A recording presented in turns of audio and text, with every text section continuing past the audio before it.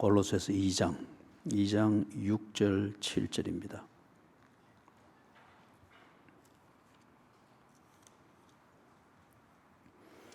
(2장 6절 7절) 그러므로 너희가 그리스도 예수를 주로 받았으니 그 안에서 행하되 그 안에 뿌리를 박으며 세움을 받아 교훈을 받은 대로 믿음에 굳게 서서 감사함을 넘치게 하라. 한 번 더 봉독하겠습니다. 그러므로 너희가 그리스도 예수를 주로 받았으니 그 안에서 행하되 그 안에 뿌리를 박으며 세움을 받아 교훈을 받은 대로 믿음에 굳게 서서 감사함을 넘치게 하라.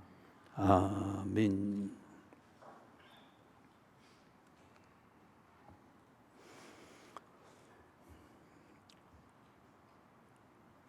한 3월달부터 금년 3월달부터 해서 지금까지 오면서 큰 주제는 믿는다는 것이 무엇이냐 하는 이 큰 주제를 가지고 계속 우리가 살펴왔습니다. 그러면서 특별 새벽 기도가 있기 직전에는 믿음으로 말미암아 살리라. 믿음의 본질이 그런 것일 것 같으면은, 그리고 믿음의 본질 그것이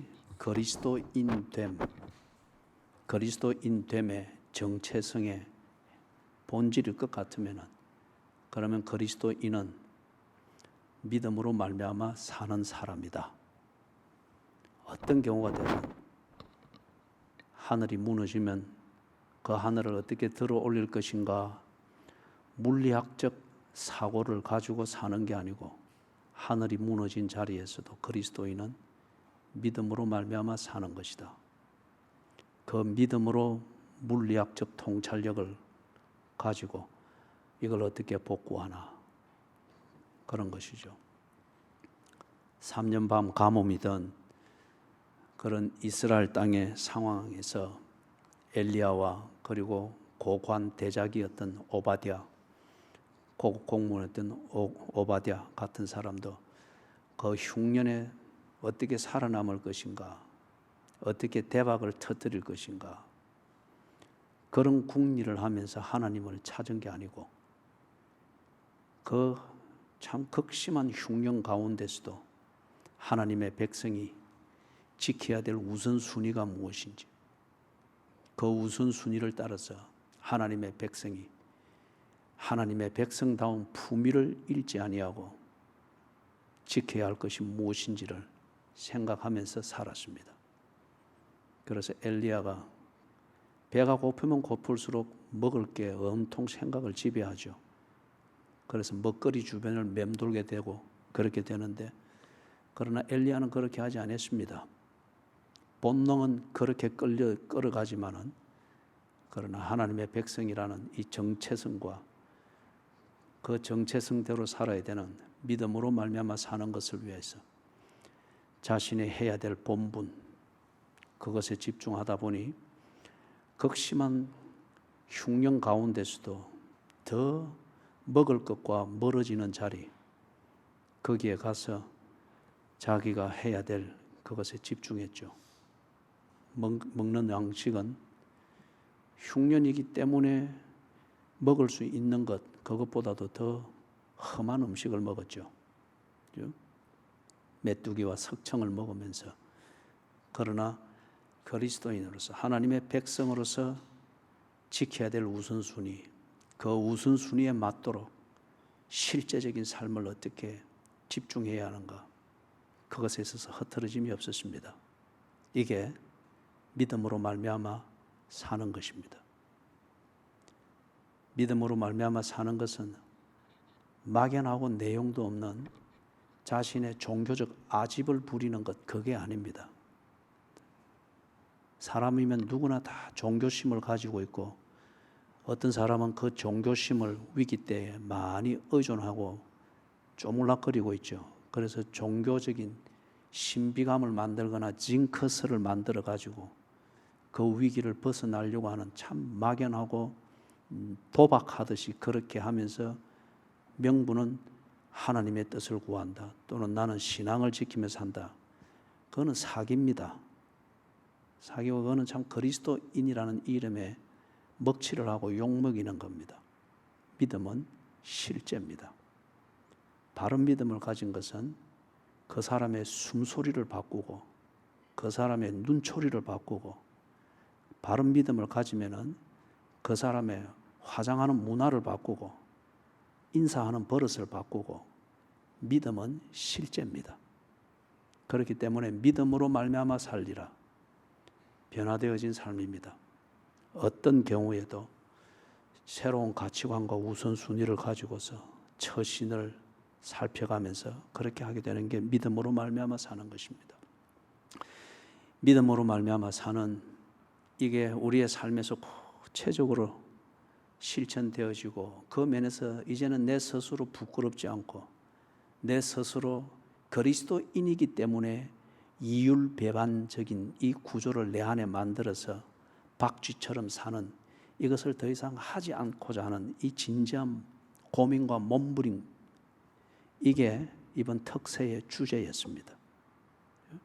믿음으로 말미암아 살아야 되면은, 그리고 내가 이것을 인정하면은, 하나님 알지만은 그대로 하지 못해서 늘 내가 괴로웠는데 이제는 믿음으로 말미암아 살 수 있도록 삶의 기둥을 세우게 해주십시오. 정말 추구해야 될 삶의 이유, 희망을 찾게 해주십시오. 그리고 발견한 이것을 위하여서 이제는 용기를 내어서 살게 해주십시오. 구질한 변명과 그리고 남의 동정과 이해를 끌어내는 광대 같은 그러한 화려한 삶, 재주 부리는 삶으로 삶의 기둥과 희망과 상관없는 그런 헛된 인생 살지 않게 해주시고, 삶의 기둥에 단단히 묶은 이 희망, 삶의 이유를 위해서 용기를 가지고 삶의 의지를 불태울 수 있도록 도와주십시오. 이게 특별 새벽기도의 3주 동안에 우리가 몸부림친 것의 주제이며 내용입니다. 오늘 이 본문을 통하여서 그러면은 정말 믿음으로 말미암아 사는 것, 그리스도인답게 사는, 이게 진심일 것 같으면은 그 진심을 우리의 행동으로서, 일상의 삶으로서 모순됨이 없이 구체적으로 나타내려고 하면은 어떻게 해야 되는가? 그것에 대해서 이 골로새서가 우리에게 지금 말을 해주고 있습니다. 그렇기 때문에 앞에서 정리한 그 내용대로 참된 몸부림을 쳤고, 그 몸부림을 치도록 만들었던 이 그리스도인으로서의 믿음으로 말미암아 사는 나의 신앙 고백과 내 일상의 삶에 더 이상 모순되어지는 것 때문에 위선과 가식과 거짓과 변명과 잔재주로서 나답지 않게 살아가는 이것을 정리하고 싶은 이 진정성이 있다고 하면은 오늘 이 골로새서 본문에서 주는 5가지의 이 교훈을 새겨야 됩니다. 그리고 이 교훈대로 실천해야 됩니다. 그럴 때에 당신의 신앙 고백이 진실되다고 자기 양심이 인정할 수가 있습니다. 자기 양심이 인정할 수 있어요. 나를 제일 괴롭게 만드는 것은 여론의 재판 아니잖아요. 나를 제일 힘들고 괴롭게 만드는 것은 내 양심의 가책이지 않습니까? 그러나 그 가책 앞에서 내 손과 발은 전혀 동의할 생각이 없이 각기 노는 것, 이 모순 때문에 정말 괴로운 거잖아요. 그렇기 때문에 이걸 진심이 있다고 하는 것 같으면은 오늘 골로새서 특별히 2장 7절에서 우리에게 주는 이 5가지의 분명한 교훈을 가슴에 새기고 실천을 해야 됩니다. 먼저 6절에서 보니까 예수를 그리스도라 그렇게 단정을 하고 5가지의 교훈을 만들고 있습니다. 이 말은 무슨 말이냐 하면은 예수를 그리스도로 알고 인정하지 않는 것 같으면은 다른 사람들 기도하듯이 기도하고 뭐하고 할 수 있는데 그거 다 헛겁니다. 복받기 위해서 하는 나름대로 종교적 치성을 드리는 것인데 거기에 대해서 하나님은 아무 책임이 없습니다. 아무 관계가 없습니다. 그래서 이걸 단정을 딱 하고 있습니다. 믿음으로 말미암아 사는 것은 누가 할 수 있는 일이냐? 예수를 그리스도로 인정하고 믿는 자가 할 수 있습니다. 이게 그리스도인됨의 근본이라는 겁니다. 예수는 그리스도이십니다. 이 그리스도라는 말은 구세주라는 말입니다. 히브리인들은 이것을 메시아, 약속된 구세주가 오셨다라고 해서 그 예수를 가리켜 그들은 메시아라 불렀고 그리스도라고 불렀고 구세주라고 불렀습니다. 예수가 그리스도, 구세주 되신다는 이것을 분명히 증거하는 증거가 여러 있습니다만은 가장 분명한 증거는 십자가입니다. 그리고 부활의 사건입니다. 십자가의 이 사건과 부활의 사건은 목격된 것입니다. 지어낸 것이 아니고 목격된 사건입니다. 많은 사람들이 목격한 십자가의 사건과 부활의 사건, 그것의 의미가 무엇인가 하는 이것에 대해서는 사건은 목격했지만은 그 의미는 인정하지 않는 사람들이 대단히 많습니다. 이 사건을 목격한 사람들에게 조금 어려운 표현으로 말하면은 성령께서 그 의미가 무엇인가를 설명해 줬고 깨닫게 해 주었죠. 무엇에 근거해서 설명하고 깨닫게 해 주셨는가? 성경입니다. 그들이 오래전부터 선지자들을 통해서 들어왔고 그것을 들은 조상들이 믿어왔고 믿음대로 그것을 기다리는 준비를, 믿음의 준비를 해왔습니다. 이게 이스라엘이라는 국가가 태동되고 난 뒤부터 시간을 역산을 하면은 약 1500년 동안 그들은 이 메시아를 기다려왔습니다. 그렇기 때문에 그리스도가 오면은 어떤 증거가 있고 그가 무슨 일을 할 것이고 그 결과 어떤 일이 일어날 것인가 하는 것이 1500년 동안 이스라엘 건국 이래 1500년 동안 계속 얘기되어 왔고 검증되어 왔고 중간중간에 그 증거들이 있어 왔습니다. 그래서 이것에 근거해서 그들이 다시금 들여다보게 되고 눈으로 목격한 이 사건이 너무도 엄청난 사건이고 인간적으로 보면 너무 기가 막힌 사건이에요. 참 어리석게 여겨질 수 있는 사건이에요. 명분은 있는데 그 명분을 위해서 꼭 저렇게 십자가에서 꼭 도살당하는 한 마리 양처럼 저렇게 죽어갈 필요가 있을까? 종교도 좋지만은 또 지 말에 책임진다고 하는 도덕적 명분도 좋지만은 꼭 저렇게까지 할 필요가 있을까? 사람들이 사건을 보고 목격한 뒤에 나름대로 그렇게 의미를 이해를 하고 있는데 1500년 동안에 쭉 어떤 일이 일어날 것인가 하는 소위 말해서 예언이라고 하는 이 성경의 내용을 그들이 다시금 정리를 해서 딱 보니까 그 성경에서 세월 동안 예언되어져 왔고 믿음을 가져야 될 그 내용으로 얘기되어 왔던 바로 그 내용의 실체가 그 십자가의 사건이었습니다. 그리고 3일 뒤에 일어났던 부활의 사건이었습니다. 그래서 그들은 십자가의 사건의 주인공이자 3일 뒤 일어난 사건 부활의 주인공인 예수가 구세주다 고백을 하게 됐던 거예요. 그가 약속대로 오신 메시아다 고백을 하게 되었던 거예요. 그죠? 그러면서 거꾸로 말하면은 그 사건, 십자가의 사건과 부활의 사건은 하나님이 하신 메시아를 보내겠다, 구세주가 와서 너희들을 구원하겠다 하는 이 약속을 성취하는 현장이었구나 믿게 된 겁니다. 그래서 이들이 그 예수를, 그리스도이신 예수, 구세주이신 예수를 자신의 주로 받았습니다. 자기의 주인으로 받았다는 거예요. 예수가 이런 사건이 있었기 때문에 그는 구세주다. 이거는 객관적인 선언입니다. 그 구세주가 나의 구세주가 아닐 것 같으면 그분의 구원은 내하고는 아무 상관이 없습니다. 나는 언제나 그것을 구경하면서 그냥 구경꾼으로서 가지는 감동이 있을 뿐이죠. 그게 최선의 뿐일 거예요. 이들이 그 사건의 의미가 무엇이며 이것이 하나님이 약속했던 구원에 대한 그 성취이구나, 이 의미가 딱 확인되어지고 깨달아지니 예수를 나의 구세주, 나의 주인으로 받아들였습니다. 이걸 보고 우리가 예수를 영접했다, 믿는다, 이렇게 말을 합니다. 주로 받았으니, 주인으로 예수를 모셨으니, 이게 어떤 의미일까요?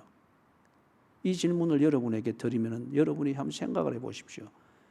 여러분의 주인은 누구입니까? 주인은 무엇을 하는 사람인가 하면은 주인은 내가 가야 될 길을 정해주는 권세를 가진 그가 주인입니다. 두 번째, 내가 믿고 신뢰해야 될, 소위 말해서 진리라고 하는 것, 내가 믿고 신뢰해야 될 오늘 일과를 결정해 주는 그 사람이 나의 주인입니다. 그 다음에 그가 정해주는 길을 믿고 가고, 그가 정해준 하루 일과를 정해준 명령한 방식대로 사는 것에 대해서 내 하루 일과를 책임져 주는 것, 즉 생명을 보장하고 책임져 주는 것, 그가 나의 주인입니다. 당신의 인생에 또는 하루 일과의 길을 결정해 주는 사람은 누굽니까? 당신은 누구의 말을 듣고 그렇게 삽니까?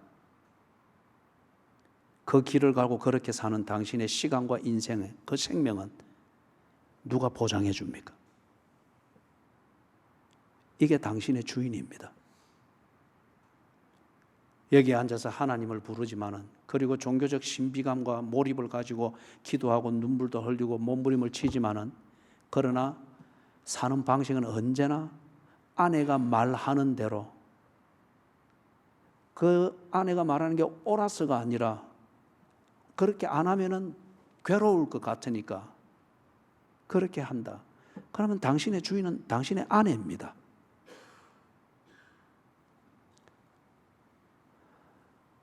또는 아무리 성경을 이야기를 하고 그리스도인됨을 이야기할지라도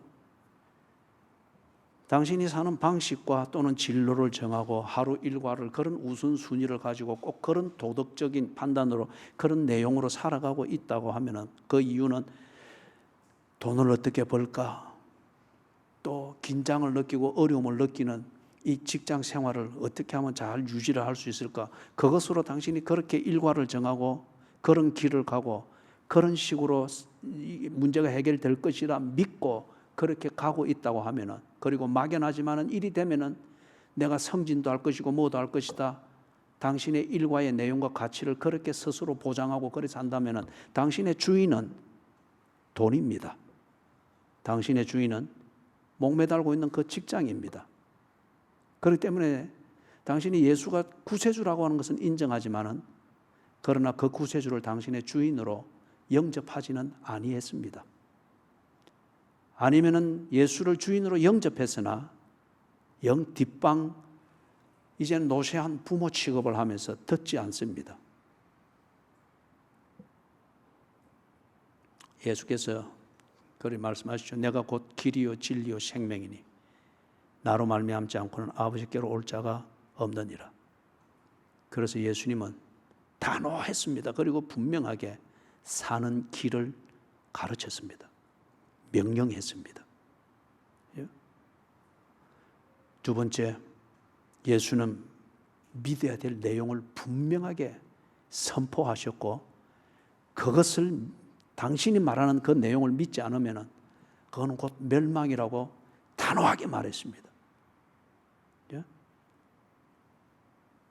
어떤 사고방식으로 살아야 되는지, 재물은 어떤 목적으로 만져야 되는지, 남편과 아내의 관계는 어떤 것인지, 이런 것에 대해서 제대로 사고방식을 가지고 그래서 제대로 하루 일과를 살도록 예수님은 정리해야 될 내용을 분명하게 말했습니다. 우리는 이런 걸 보고 진리라고 합니다. 그리고 예수님은 그에 대해서 책임지겠다고 했습니다. 네 그렇게 사는 시간을 책임지고 그 시간이 모여서 이루는 인생을 내가 책임지겠다. 죽고자 하는 자는 살 것이고 자기를 위하여 살고자 하는 자는 죽을 것이니라. 이게 생명에 대한 예수의 보증입니다. 오늘 여러분이 그렇게 살고 있는 그 근거이자 그렇게 살도록 지배하고 있는 것은 누구입니까? 예수가 그렇게 살아라고 합니까? 예수가 당신들의 교회 생활 그런 식으로 하라고 말했기 때문에 그런 식으로 하고 있습니까? 그죠? 나의 길과 내가 살아야 될 삶의 내용과 그리고 그렇게 사는 결과를 보증하고는 그가 나의 주인입니다. 당신은 누구를 당신의 주인이라 믿고 그를 섬기고 있습니까?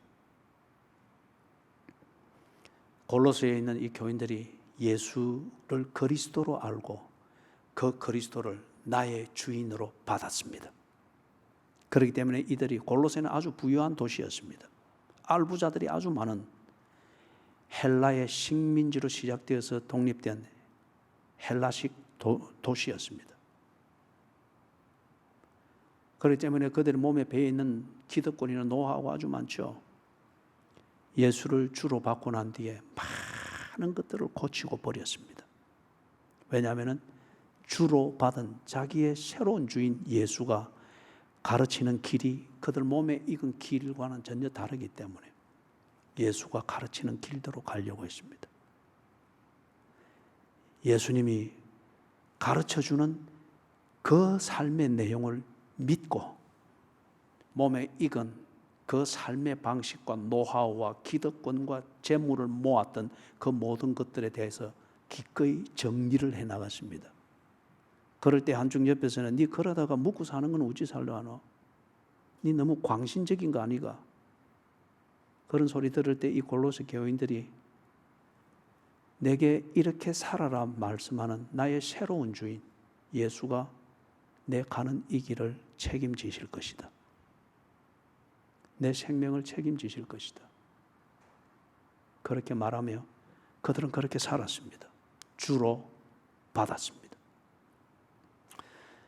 이제 그렇게 받았으면은 6절 마지막에 그 안에서 행하되 변함없이 그렇게 행해 그렇게 살아라는 거요. 좀 어렵다라고 해서 변질되어지고 그때 했던 흥분이 없어졌다고 해서 또 달리 뭔가 자극을 찾아서 그리 하지 말고 그 안에서 행해라. 예수를 주로 받은 그 믿음 안에서 그 관계 안에서 그렇게 행해라. 이걸 우리가 그동안 쭉 몇 개월 동안 해왔던 그 주제로 바꾸어서 말하면은 믿음으로 말미암아 살아라. 예수를 주로 받았으면은 주인이 말하는 대로 살아라. 이해가 안 될 때에도 그것을 믿는 믿음으로 살아라. 불경기로 허우적거릴 때에도 잔재주 부릴 생각하지 말고 그때에도 한결같이 주인이 말하는 그것을 믿고 믿음으로 말미암아 살아라. 그러면서 7절에서 이어지는데 7절을 말하는 이유는 그겁니다. 믿음으로 말미암아 사는 것, 이것을 제대로 하려고 하면은 다시 말해서 주인이 내게 말하는 것, 주인이 내게 교제를 해서 그 내용을 내게 말하고 요구하고 명령하는 것, 그것을 믿고 그대로 신뢰하고 그것에 맞도록 제대로 처신하려고 하면은 너희들이 이 7절에서 말하는 이 내용처럼 이 5가지를 꼭 명심하라는 거예요. 주인과 더불어서 신뢰관계를 가지고서 그렇게 사는 것은 분위기로 되는 게 아니라는 겁니다. 이 아주 감성적인 사람들이 얼마나 이 교제를 확 피게 만들었다가 정말 플라톤이 말하는 것처럼 가장 더러운 것이 가장 아름다운 곳에서 나온다 했잖아요. 그 예로서 씨들은 장미꽃입니다. 이 감성적이고 분위기를 가지고 뭔가 신뢰를 만들려고 하고 교제를 만들려고 하는 이런 교인들이 골로새에서도 골로새 이 도시에도 많았던 거예요. 감성적으로 막 예수 만나고 첫 경험이 있고 얼마나 확 피었는데 현실은 갈수록 변화되잖아요. 지 기분 같지 않고 띄워놓은 분위기 같지 않은 이게 현실로 느껴질 때에 이 막 변질이 되는 거예요. 그죠? 그래서 그 안에서 행하되 이게 변질이 너무 자주 되는 거죠. 사람을 믿을 수가 없습니다. 그래서 그 안에서 행하는 것이 변함없이 지속적이 되어서 참 그리스도인으로서 네 스스로 부끄럽지 않고 그 도시 앞에서도 부끄럽지 아니하려거든 너희들이 좀 이 5가지를 보아내라. 첫 번째, 그 안에 뿌리를 박아라. 예수 안에 뿌리를 내리라고 합니다. 예수를 만나는 기쁨이 있습니다. 그렇지만은 예수 안에 뿌리를 내리려고는 하지 않습니다. 다른 말로 하면은 예수를 구경하고 내가 예수를 만지고 주물릴 때는 기쁩니다. 내 마음대로 주물리고 내 감정을 맞도록 할 수 있으니까. 그런데 예수가 나를 붙잡는 것은 절대 허용할 수가 없습니다. 붙잡히면 끝이라고 생각이 됩니다. 그 안에 뿌리를 내리지를 않습니다. 뿌리를 받고 두 번째 해야 되는 것, 예수 안에 뿌리를 내린 그 결과로서 세움을 받아라. 그리스도인답게 자라가라는 거예요. 성숙해 가라는 거죠. 세월이 아무리 가도 똑같은 분위기, 똑같은 얘기, 똑같은 자기 감정에서 촐랑거리는 것 이거 외에 도무지 자라가지 않는 교인들이 얼마나 많은지 모릅니다. 예수를 만나서 믿지만은 그 단계를 못 벗어나는 거예요. 언제나 그 촐랑거리도록 만드는 그 감정을 관리하는 그 차원에서의 신앙생활에 자꾸 몰입을 한단 말이에요. 세움을 받지를 못합니다. 성숙되지를 못하고 자라가지를 못한다는 거예요. 교훈을 받은 대로 조금 이따가 우리 좀 더 구체적으로 또 예를 들겠습니다만은 내가 예수 안에 뿌리를 박았다는 증거가 뭐예요? 그 뿌리를 통해서 예수의 자양분을 빨아들이는 거잖아요. 이게 교훈을 받는다는 거예요. 그 다음에 내가 예수 안에 뿌리를 박았다는 사람이다, 뿌리를 박은 사람이라 주장하면서도 도무지 성숙되는 구석이 안 보이고 탁을 처음 만날 때의 기쁨, 지 감동, 지 그 감정에서 나는 흥분, 그리고 또 클컬하면은 이 감동의 흥분을 만들기 위해서 또 뭐 이런 침묵도 해보고 저는 왜 자라지를 못할까요? 뿌리는 박혔으되 왜 자라지는 못할까요? 예수의 자양분을 왜 빨아들이지를 못할까요? 교훈을 받지 않기 때문입니다. 믿음에 굳게 서라. 왜? 첫 번째, 내가 하루 일과에, 예를 들면 하루 일과의 우선순위를 그리 정하고 그 우선순위에 따라서 오늘 나는 시간을 이리 정하고 그리고 오늘 하루 일과를 이렇게 살리라. 이거는 자기가 가지고 있는 믿음에서 그렇게 나오는 겁니다.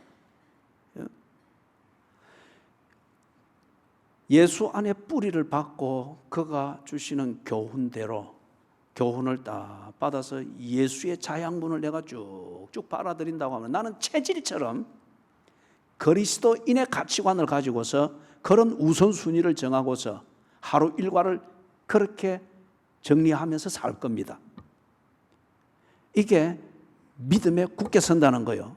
그런데 오늘날 많은 교인들이 당시 골로새 도시도 그렇지만 그게 알부자들이고 워낙이 교역이 활발하고 뭐 조금 그거 하면 뭐 돈 벌기 좋고 놀기 좋고 이러니까 그들이 예수 안에 뿌리를 받고 예수의 자양분을 받으면서 그것에서 그들의 믿음을 가지고 문화, 취미, 가치관, 일상생활 이걸 정리하면서 어떤 면에서는 골로새 그 도시의 문화에 맞지 않고 정서에 맞지 않도록 자기 자신을 예수의 자양분으로 말미암아 형성되어진 자신의 그 믿음, 이 신념무에서 삶을 정리해 나가기가 그렇게 쉽지 않았다는 거예요. 두 번째는 그 믿음은 가졌으나 그러나 그 믿음 위에 굳게 서 있기가 어려웠습니다.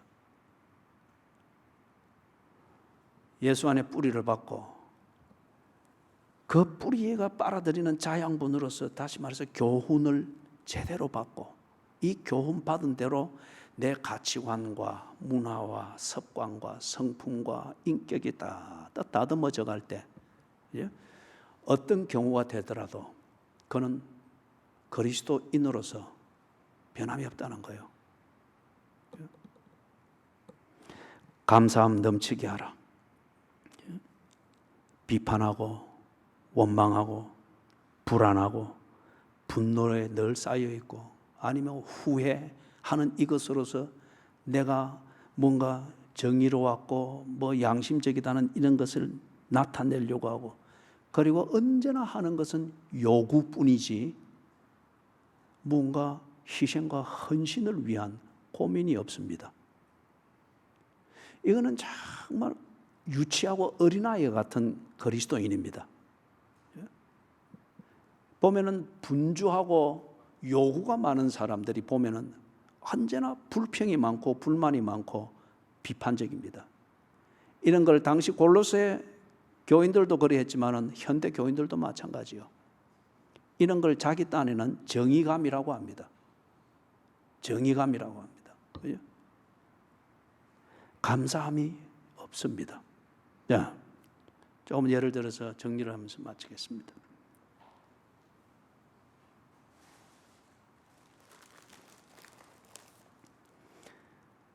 이게 작년에는 참 멋진 꽃이었습니다. 제 아내가 이 꽃을 보면서 완전히 한 며칠 동안 황홀감에 빠져 있었습니다. 제가 준 게 아니에요. 그렇다고 어느 제비한테 받아온 것도 아니고 아들이 인터넷으로 주문해가지고 아내에게 배달되게 한 겁니다. 아내 생일 때에 이걸 그 집 1층에 제일 가운데에 이걸 걸어놓고 내가 볼 때는 얼마나 눈꼴 사나운지. 그런데 제일 이 가운데 걸어놓고 이걸 몇 개월을 거리두었단 말이에요. 그래둔 중에 이렇게 그 색깔도 다 없어지고 흔적만 이렇게 있는데 지금은 어떨 때는 뭘 정리하다가 이걸 안에도 이게 이제는 눈에 거슬리는지 걷어가지고 한쪽 선반 위에 놔뒀더라고요. 버리지는 못하고 아들의 정성을 생각하면서 버리지는 못하고 그 근처에 제가 물건 준다고 이러면 이렇게 가까이 하면 때로는 재채기가 나요. 말라놓으니까 이 꽃가루들이 있으니까 재채기가 나요. 이게 이 아름다운 꽃이 왜 이렇게 됐을까요?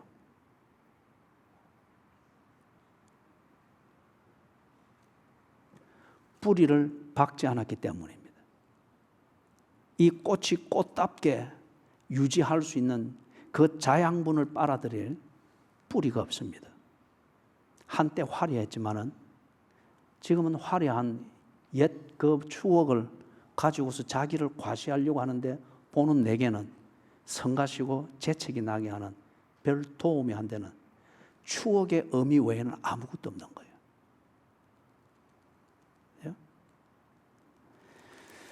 그 안에 뿌리를 박으면 오늘 그리스도인들이 이런 종류의 그리스도인들이 대단히 많습니다.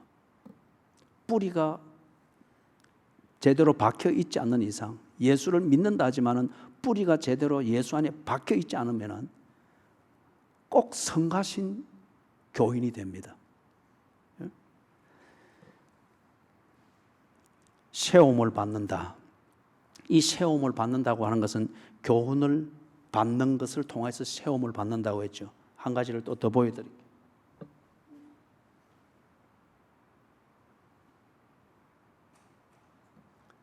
멋있죠?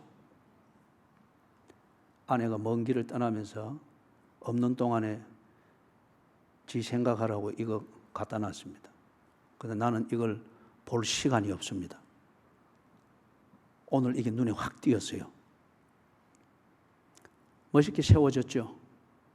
정말 나무 같죠. 예? 그렇지만 이것은 조화입니다.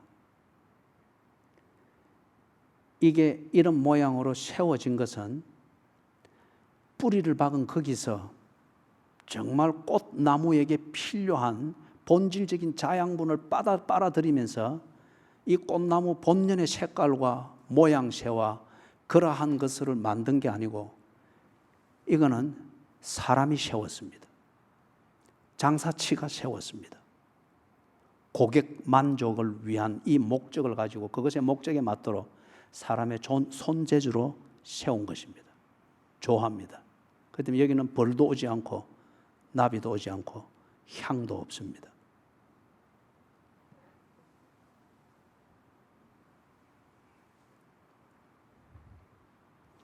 목사이고 장로이고 권사이고 집사이고 또는 뭐 이런저런 얘기들을 많이 합니다마는 그리스도 안에서 구세주이신 그리스도의 자양분을 받으며 그리스도를 닮은 자로 세워지는 자를 보는 게 참 어렵습니다. 사람이 만든 목사, 사람이 만든 장로, 사람이 좋아하는 그런 종류로 만들어진 안수 집사, 노는 거는 잘 노는데 도대체 예수 그리스도를 위해서 사는 고민이 뭔지를 모릅니다. 그거는 이 사람이 만든 상업 목적으로 눈에 보기 좋도록 만든 그런 조화와 같은 교인이라는 겁니다. 교훈을 받은 대로 사랑하는 여러분, 정말 이게 중요했죠, 그죠? 내가 그리스도 안에 뿌리를 박은 증거가 내가 그리스도를 배우는 일, 그리스도 안에서 자라가는 방법을 배우고 훈련을 받는 일에 힘쓰는 것으로 나타나고, 동시에 내가 그리스도 안에 뿌리를 박은 이 실체를 통하여서 교훈을 받은 대로, 즉 그걸 통해서 자양분을 제대로, 그리스도의 자양분을 제대로 빨아들이고 제대로 제때제때 먹으면서 그렇게 될 때 바로 세움을 받는다는 거예요. 정말 소금 같고 빛 같은 에바브로디도와 디모데와 베베와 브리스길라와 아굴라와 같은 이런 교인들로, 그 사람들이 뭐 목사였습니까? 뭐 이름 나는 장로였습니까? 아니면 팔방미인 역할을 하는 분위기 잘 잡는 뭐 안수 집사였습니까? 그런 것 아니었어요. 사람이 만들어주는 그 모양새는 없었지만은 그들의 뿌리는 예수 안에 탁 박혀 있으니 그들은 사람이 만들어주는 어떤 그런 분위기와 그런 명찰들은 못 따랐으나 그 뿌리에서 빨아올리는 자양분, 이 자양분으로 그들은 세월이 가면 갈수록 그리스도의 몸된 교회를 세우는 그런 그리스도인, 세움을 받은 그리스도인으로 나타났습니다. 특세 마지막 둘째 날에 금요일 날 잠깐 소개를 했습니다마는 그때 우리 남자 교인들이 너무 안 와가지고 오늘 내가 한 번 더 이야기를 합니다. 이분이 그런 어느 중소기업을 그래 하시는데 그런 프로필은 생략을 하고 바쁘다면 엄청나게 바쁜 분이에요. 엄청나게 바쁜 분이에요. 저와 만나서 얘기를 하는 동안에 또 이 전화기가 쉬지를 않는 거예요.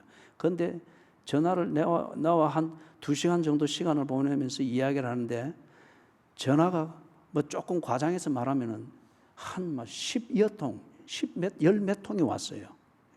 그런데 그 중에 절반 이상이 그 교회는 아마 목장 제도가 있는 모양입니다. 이분이 목장의 책임자이고 그 목장의 초상난 것과 관련해서 교인들한테 오는 전화였어요.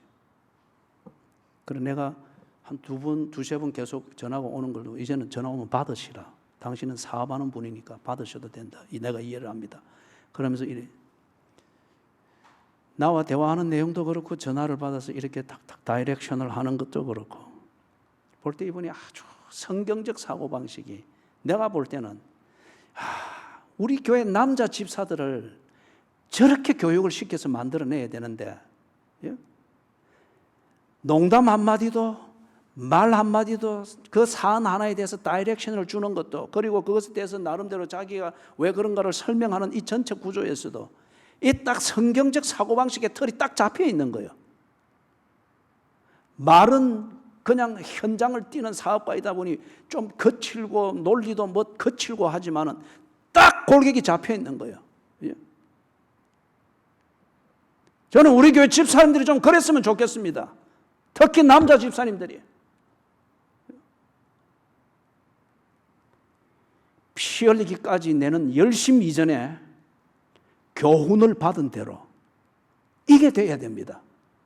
이게 돼야 탁구를 쳐도 말썽이 안 생기고, 이게 돼야 놀러를 다녀도 그게 더욱더 예배와 교회를 위해서 그리스도인으로 세우는 데 도움이 되고, 이게 안 되면은 재밌는 놀이 하는 만큼 다 쪼개지는 거예요.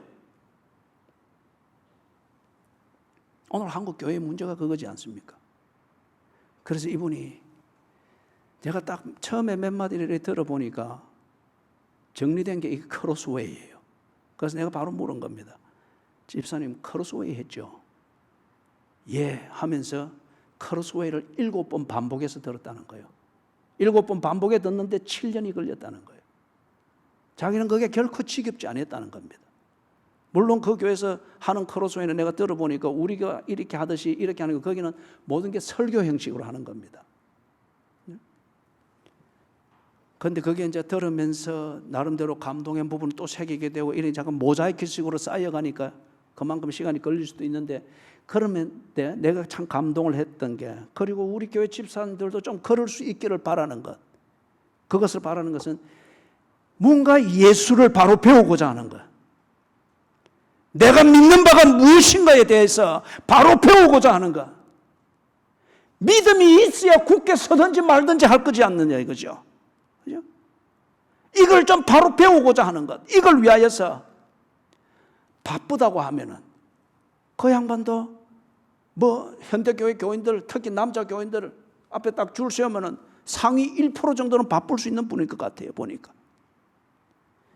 그럼에도 불구하고 7년 동안 7번을 반복하여 그 크로스웨이를 듣는다. 그걸 설교 형식으로 막 이러면, 꼭 이걸 많은 교회들이 이바구 형식으로 설교 소재로 쓰는 교회들이 대단히 많아요. 그건 잘못된 가르침입니다. 일단 크로스웨이를 잘못 이해하고 있는 지도자들이에요.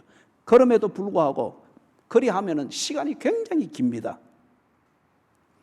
그럼에도 불구하고 이분이 그런 것 저런 것 따지지 않고 예수를 바로 알고자 하는 것, 신앙이 무언가를 바로 알고자 하는 것, 믿음이 무언가를 바로 알고자 하는 것, 이것에 대한 집중과 그 헌신, 그 바쁜 일과를 마치고 그것을 시간 맞춰서 가서 그렇게 해서 그걸 한 뭐 2-3시간씩 그걸 이렇게 듣고 이래, 그게 쉽겠어요? 중소기업 하시는 분이. 그런데 그걸 기꺼이 했다는 거예요. 그리 하고 나니까 성경을 보는 것에 눈이 좀 열립니다. 이것도 그만큼 했는데 기껏 얻는 게, 우리가 아주 가소롭게 여기는 것, 성경 보는데 눈이 열리고 좀 이제는 이해가 됩니다. 이걸 그 양반은 정말 흥분해서 이야기를 했단 말이에요. 이게 예수 안에 뿌리를 박은 사람의 증거지 않아요? 내 뿌리가 재물에 박혀있고, 내 뿌리가 아내에 박혀있고, 내 뿌리가 남자의 극성에, 남편의 극성에 박혀있다고 하면은 성경 보는 눈이 열렸다, 이게 있을 수도 없거니와, 그게 열렸다고 하는 게 그 사람으로 하여금 그렇게 흥분하도록 만드는 문제가 전혀 될 수가 없어요.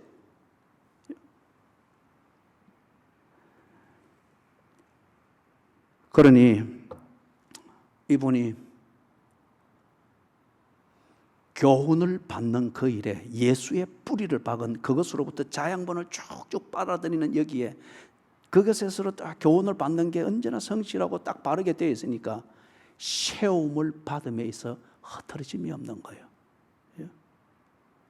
그 중소기업 사장이라고 몰골을 행색을 볼 때는 중소기업 사장이라 볼 수가 없어요. 새까만 데다가 무슨 추리한 데다가 양복은 입었지만은 맞지도 않는 거 입은 것 같고, 늘 이걸 교회의 목장원들을 관리하는 것과 사업을 다니면서 전국에 19개의 판매망이 있으니까 다니면서 일하니까 지 행색을 다듬고 하는 여기에 큰 관심이 없어요. 그럼에도 불구하고 삶의 초점을 잃지 않고 집중하면서 그 넘치는 자신감과 나름대로 보람을 느끼면서 그래 할 수 있다고 하는 것은 세움을 바로 받았기 때문에 그런 거잖아요. 적어도 예수의 안에 뿌리를 받고 예수의 사람으로는 손색 없도록 그때에 맞도록 적절하게 세움을 받아가기 때문에 그렇게 사는 거잖아요.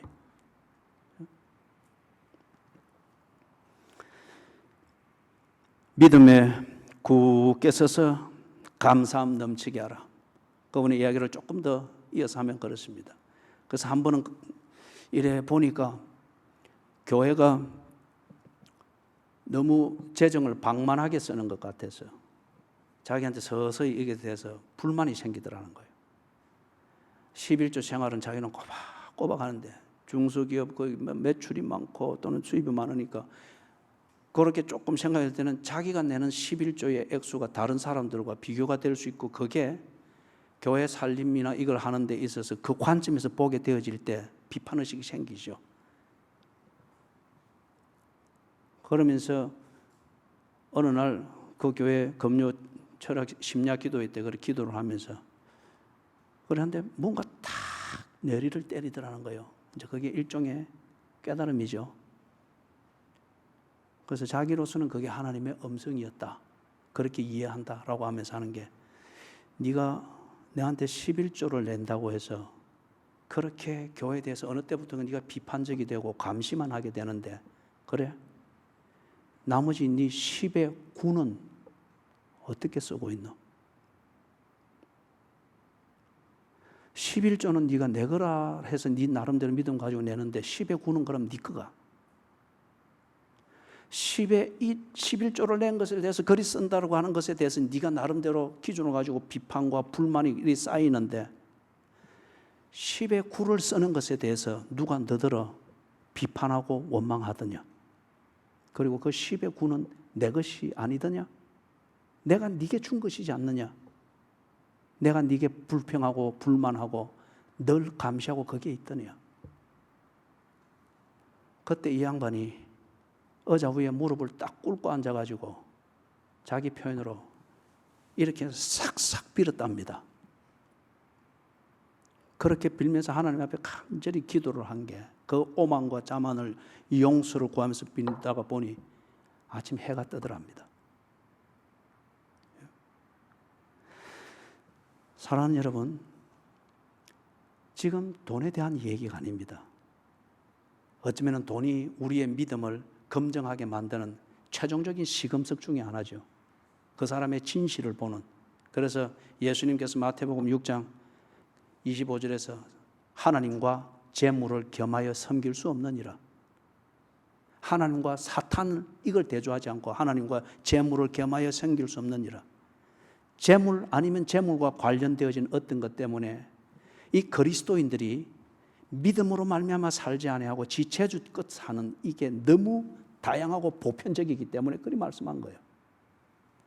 그런데 이분이 그 면에서 그것을 다 깨달았고 하나님 앞에 그래 싹싹 빌면서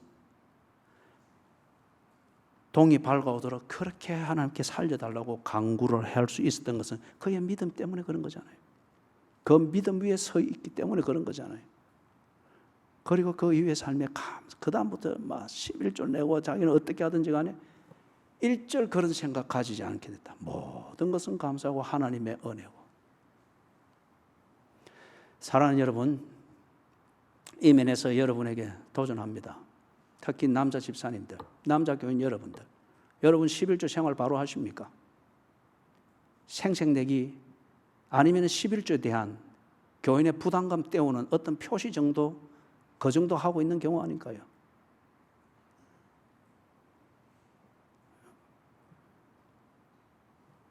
그 면에서 1차적으로 정직해야 됩니다. 그거는 크로스웨이를 통해서 배우듯이 하나님의 소유권과 주권을 인정하는 믿음입니다. 그분이 주신 은혜로 산다고 하는 것. 그것을 믿음을 고백하는 정표입니다. 왜 보험 들어가는 것도 제외하고, 보너스는 또 제외하고, 수당은 제외하고, 또는 뭐 양육비는 제외하고, 세금 낼 것 미리 계산해 그거 다 제외하고, 언제나 보면은 20만 원, 언제나 보면은 25만 원. 당신의 수입이 그게 아니지 않습니까? 교회가 궁하기 때문에 또 저 성금에 그런 유치한 생각하지 마십시오. 우리가 언제 돈이 있어서 이만큼 왔어요? 그게 아닙니다. 믿음의 문제를 말하는 거예요. 뿌리를 예수 안에 받고 교훈을 제대로 받았다고 하면은 재물을 다스릴 수 있어야 됩니다. 그 영역에 있어서도 믿음에 굳게 설 수 있어야 됩니다. 11조 내는 생색하고 자기의 양심을 떼우는 표시로서 언제나 정해진 것, 뭐 20만 원, 30만 원, 당신의 수입이 500만 원, 700만 원 되잖아요. 그런데 언제나 정해진 것 30만 원, 20만 원으로서 그렇게 하지 마십시오. 그런 11조는 가져오지 마십시오. 그건 11조가 아니에요. 예? 아쉬워하는 당신의 살림살이를 그냥 쓰시라고요. 믿음에 굳게 서십시오. 믿음에 부끄럽지 않는 재물관을 가지시라고요.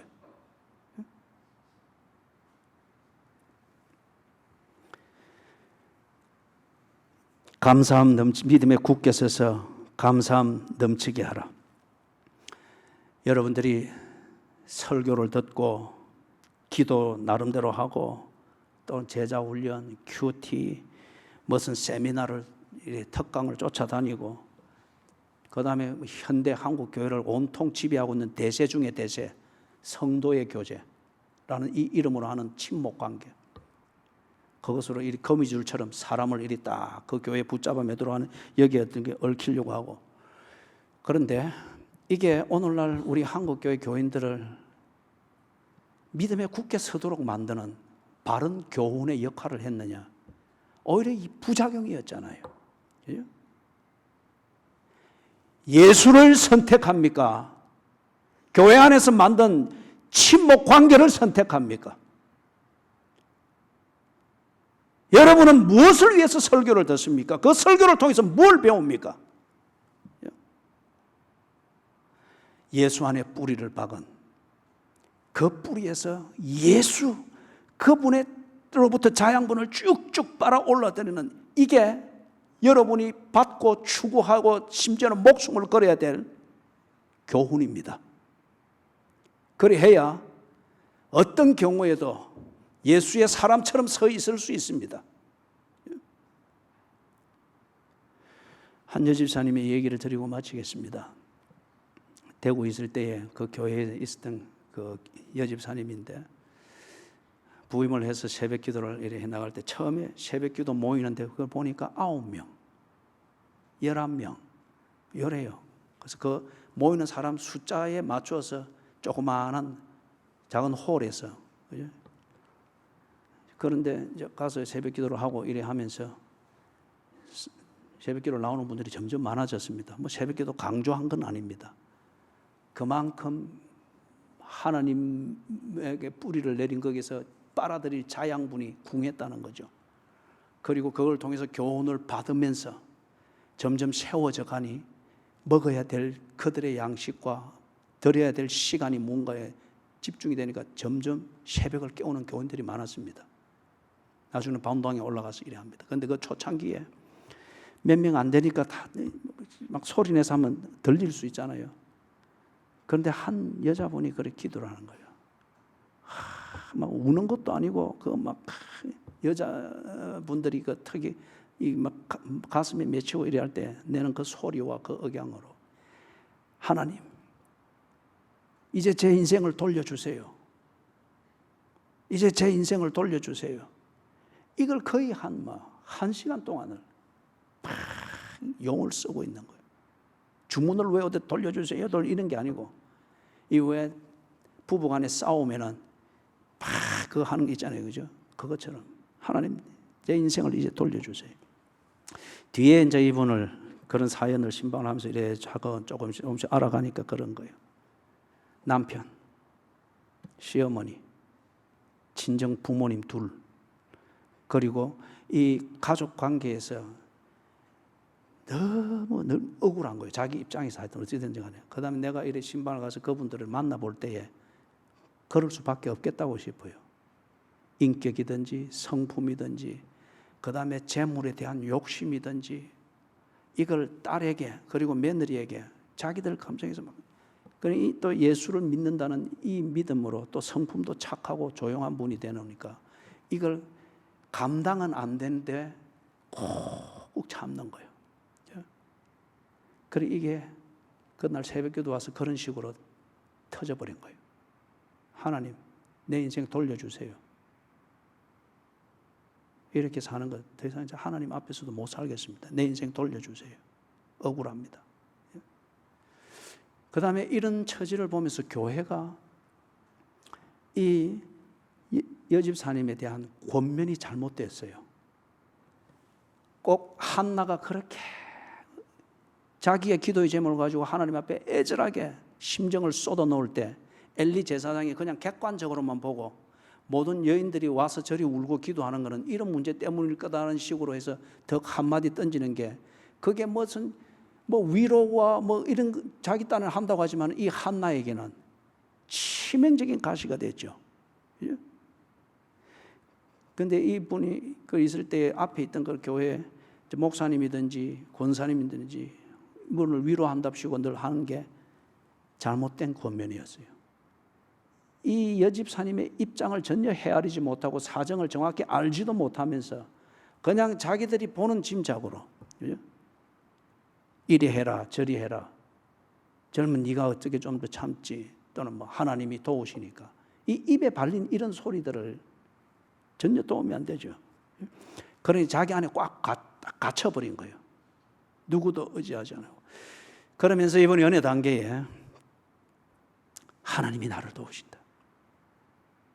모든 가족이 이렇고 교회가 이렇고 교인들이 나를 이런 식으로 매도하면서 나를 이리 취급할지라도 교회가 아니라 교회를 세우신 하나님께서 나를 도우신다.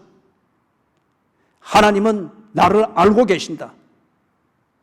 이 믿음이 딱 정리가 되는 거예요. 그래 하면서 사람들과 얽힌 그런 문제들에 대해서 푸는 것은 시간이 걸린다고 하는 걸 하면서 자기를 관리하는 딱 틀을 잡고 하나님이 나를 아시고 내 인생을 인도하신다는 걸 믿고 자기의 달란트를 찾기를 시작했습니다. 고등학교를 졸업했던 이분이 그리고 결혼하고 착하게만 살면서 자기를 다 잊어버렸는데 이때에 딱 그것을 눈을 돌립니다. 전문학교로 갑니다. 거기서 대학교로 편입을 합니다. 그 다음에 대학원을 갑니다. 공부를 해보니 자기도 공부하는 재주가 있는 거예요. 대학원을 가서 석사를 받고 복지사에 어떤 자격을 받아서 어느 복지시설에 갑니다. 그 다음에 요양병원으로 가서 일을 잘하고 해결 능력이 좋으니까 팀장이 됩니다. 그러면서 많은 데서 이렇게 스카우트 제의가 들어오는 중에 이분이 요양병원 하나를 인수를 하게 됩니다. 돈은 없지만 그런 능력과 신용을 받으면서 이것을 인수자를 찾는 자 그분이 이분에게 신용대출을 하면서 인수를 하게 해준 거예요. 이 요양병원을 인수를 해가지고 지금 병원장이 되어 있습니다. 아직 손익분기점을 넘기지를 못한 그런 상태지만은 참 가끔씩 저와 연락을 하면서 한 번은 아주 힘들 때에 저를 찾아왔더라고요. 대학원 공부를 할 때.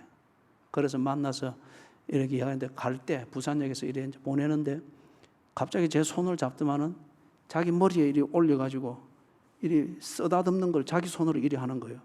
그러면서 목사님 제가 잘하고 있지 앞으로도 잘할 겁니다.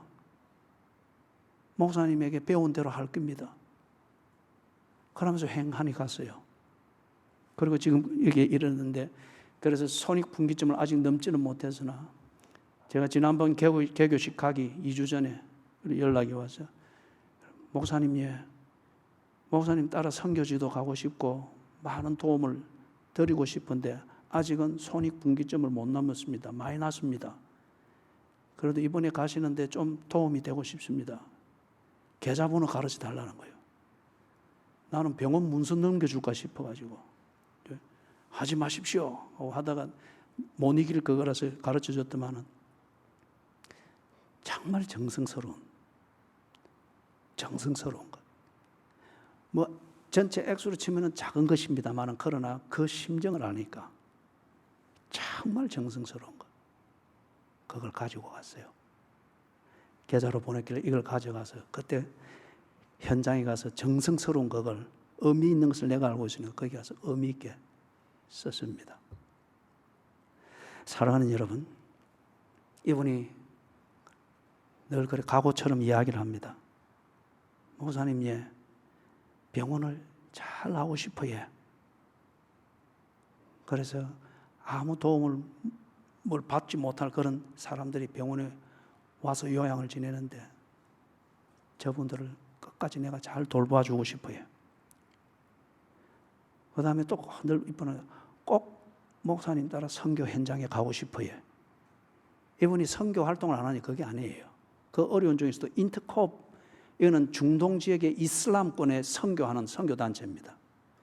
인터콥을 따라서 시리아를 가고 이슬람권에 들어가서 단기 선교 여행을 하고 그럴 정도로 선교 활동을 하는 분이에요. 그런데 꼭 그렇게 하고 싶다는 거예요. 그 다음에 꼭 하는 말이 한 가지를 정리하면, 목사님, 예, 이제 돌아보면은 다 감사할 것뿐입니다. 다 하나님의 은혜입니다. 저는 이분을 위해서 기도합니다. 이런 분은 예수 안에 뿌리를 받고 예수의 자양분을 받으면서 제대로 세움을 받은 이런 분이 어떤 경우에도 교훈을 받은 대로 세움을 받은 그 믿음 위에 서서 흔들리지 아니하는 이것이 검증되어진 이런 분이 재물을 움직여야 됩니다. 그럴 때에 이 재물이 정의를 만들고 감동을 만들고 또 다른 희망을 심게 되지요. 제주꾼들이 아니라 예수 팔아서 돈 몇 푼 지면은 이건 뭐 날라리도 아니고 아무것도 아닌 것처럼 되어버리는 이런 자들에게 재물이 가서는 안 되고 이런 자들에게 재물이 가야 됩니다. 그래서 정의를 만들고 또 다른 감동을 만들고 희망을 뿌려주는 이런 통로가 될 수가 있죠. 감사함 넘치게 사는 이런 사람들이 정말 감사를 만들고 원망과 요구와 불평과 불만뿐인 그들에게 정말 이 감사의 삶을 나누어 줄 수 있는 역할을 할 수가 있는 거죠. 사랑하는 여러분, 오직 의인은 믿음으로 말미암아 삽니다. 우리가 그리스도인이라고 하는 이 분명한 정체의식이 있다고 하면 말로서 우리를 가장하는 것이 아니고 믿음으로 말미암아 사는 삶으로 보여주어야 됩니다. 이게 체질처럼 나와야 됩니다. 믿음으로 말미암아 사는 삶이 제대로 되려고 하면은 오늘 골로새 교회에 준 이 5가지의 인스트럭션, 이 지침을 꼭 새겨야 됩니다. 예수 안에 뿌리를 박으십시오. 불이 잘린 것은 곧 더러워집니다. 예수 안에 뿌리를 박으십시오. 그리고 예수의 자양분을 받으면서 제대로 자라가십시오. 팔방미인이 되려고 하지 말고 제대로 자라가십시오. 그리고 예수에게 뿌리를 박은 그 뿌리를 통해서 자양분을 쭉쭉 빨아 올리는 것, 교훈을 받는 일에 성실하십시오. 그게 당신이 예수 안에 뿌리를 박았다는 증거입니다. 예수 안에 뿌리를 박지 않았기 때문에 그 자양분이 없어서 인생과 영혼의 영양실조 현상이 일어남에도 불구하고 예수로부터 자양분을 끌어올리는 이것에 대해서 갈증을 못 느끼고 굶주림을 못 느낀 채 엉뚱한 데 가서 개가 토한 것으로 돌아가고 돼지가 씻은 물에 들어눕듯 꼭 그리로 가서 무언가 갈증을 채우려고 인생의 부족을 느끼는 것을 채우려고 하니 당신이 그리스도인이 아니라는 거예요. 아니면 그리스도인일 것 같으면 그리스도인답지 못한 집안 망신시키는 교훈이라는 거예요. 교훈을 받는 이 일에 최선을 다하고 힘을 다하는 데 있어서 방해가 되는 그것은 이미 뿌리가 엉뚱한 데 가 있다고 하는 것이니 그 뿌리는 잘라야 됩니다. 네 번째는 믿음에 굳게 서십시오. 교제 관계와 인맥과 무슨 이런 사람과 친하다 그런 분위기와 만들어주는 잠깐의 즐거움, 여기에 굳게 서 있으니 이리 몰리고 저리 몰리고 휘청거리고 믿음에 굳게 서십시오. 예수의 뿌리를 박은 거기서 끌어올린 그 자양분, 이것을 믿는 믿음 위에 굳게 서십시오. 감사함 넘치는 삶을 사십시오. 불평과 불만과 원망과 요구와 책임을 따지고 비판하고 그걸 뭐 정의감이니 뭐 화목을 이루느니 더 이상 사기치지 말고 더 이상 거짓말하지 말고 그건 거짓말이에요. 하나님의 은혜로 사는 것을 알아야 됩니다. 내가 그리스도에게 뿌리를 내렸다 하면은 그 뿌리를 통해서 받아들이는 그리스도의 은혜, 하나님의 은혜, 그리스도의 자양분, 십자가와 부활로 증명되어진 그리스도의 이 은혜로 사는 것을 안다고 하면은 어찌 불평과 불만과 원망과 책임을 따지는 것과 요구만 일삼으면서 정의 운운하면서 그럴 수 있겠느냐 말이죠. 그거는 뿌리가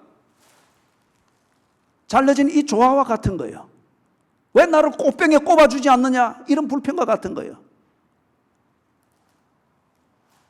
감사함 넘치게 하라. 감사는 상대방의 존재의 가치를 인정하는 겁니다.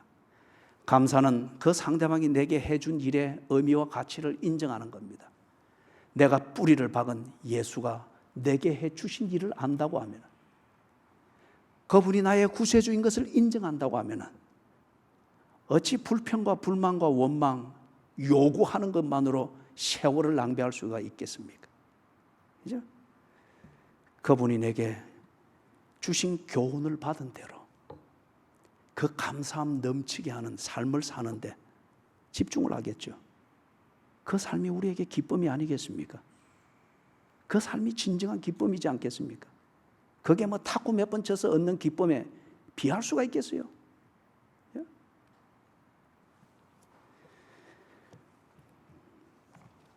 너희가 예수를 주로 받았으니, 우리 골로새서 이 말씀을 생각하면서, 이게 참 좀 오래된 복음송입니다.